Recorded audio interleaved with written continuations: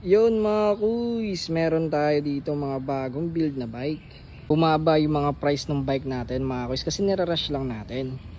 So dito may mga nadagdag na bike, tapos may mga bike pa rin dati na mababa na lang yung presyo. Punayin natin dito sa may carbon na MTP. Ayan, bagong ligo yung mga kuys. Mountain Peak Explorer 2000. Naka Mountain Peak Explorer siya na frame, carbon. Tapos Mountain Peak Airport. Ayan mga kuys, group shot nya M5100 na Jore. Ayan, pati crank nya. Issue nyan, dents. Ayan, bago ligo yung mga kuys. Tapos naka Speed 1 Soldier siya na version 1. Ayan, ganyan tunog. Tapos Mountain Peak Airport MT200 na brake set.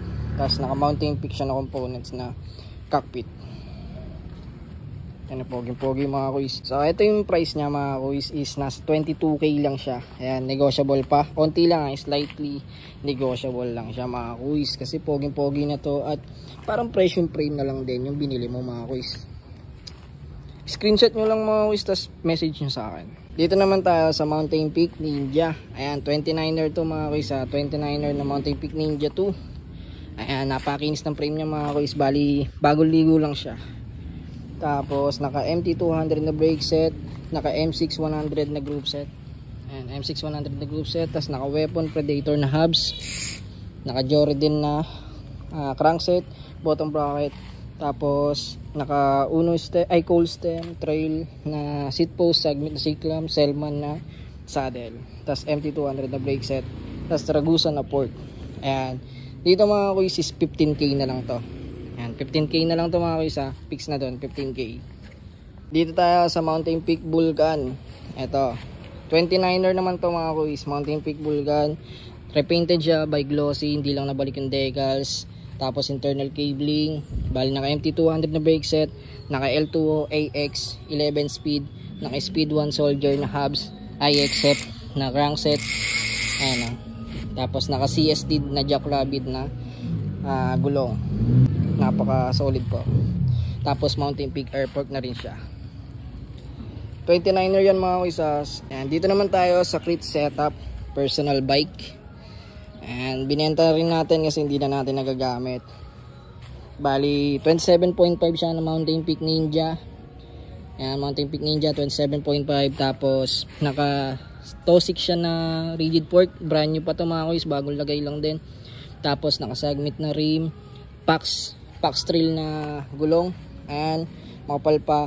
Tapos naka Hasins Pro na hubs, and tapos yung group set nya Jore, tapos yung crankset nya Alivio mga kuys. Tapos naka MT200 na brake set, 10 speed, 11 speed, goods na goods.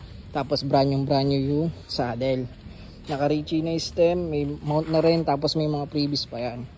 Ang presyo niya mga kuys nasa 17k lang. So message lang kayo sa akin kung trip nyo to, tapos screenshot nyo lang. Ayan. Yan, dito naman tayo sa may Paxter Harvard natin na 29er yung frame, wheelset nya 27.5, port nya 27.5, yung double port kung tawagin. Airport yan mga kuys, Mountain Peak Airport. Tapos naka-zoom na siya na hydraulic brake, Alivio na 9 speed shifter, tapos naka-submit siya na handlebar, tapos Uno stem. Tapos naka-submit na rim, cassette type na rin yung hubs mga kuys, 8 speed, naka-crankset siya na Ragusa. Tapos ang presyo niya lang is 9.5. Ayan, 9.5 na lang yung mga kuys. Sobrang solid na yan. Dito naman tayo sa 27.5 na Trinks. Ayan, yung Trinks 27.5, Big 7 mga kuys. Naka-submit na siya na handlebar, Hasins na stem, tapos may mount na rin, naka-zoom siya na hydraulic brake. L2 yung upkit niya, tapos naka-torny siya na RD, tapos naka 1x na rin siya na backless na crankset. Tapos yung hubs niya is Sagmit. Ayan, kaya maingay na siya mga kuys. Wala siyang issue, gagamitin na lang talaga. Naka hydraulic brake na yan. Tapos stock yung port niya na Paxter.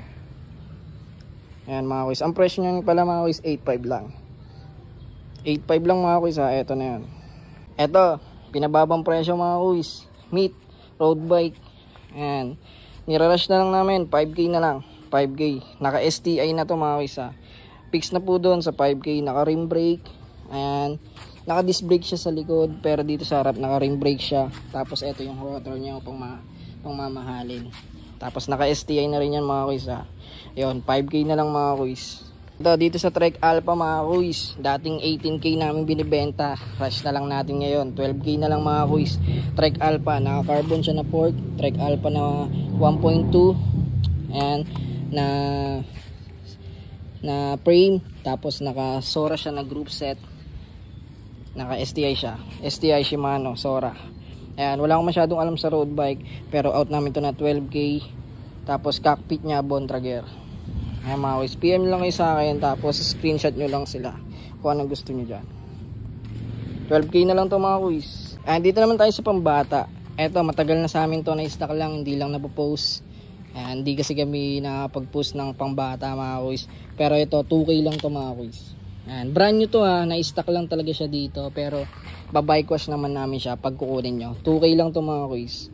Ayan, dito naman tayo sa may fat bike na Trinks. Ayan, ang presyo nito mga kuys, pag brand new bibilin siya nasa 10K siya, pero dito sa amin siyempre second na lang, 3.5 na lang to mga kuys. Tapos papalitan na lang to ng bago na saddle, tapos wala siyang issue mga kuys ha. Ayan, ayan, screenshot nyo lang mga kuys, ang presyo lang yan is 3.5. So yun lang mga kuys, hanggang dito na ang phase out.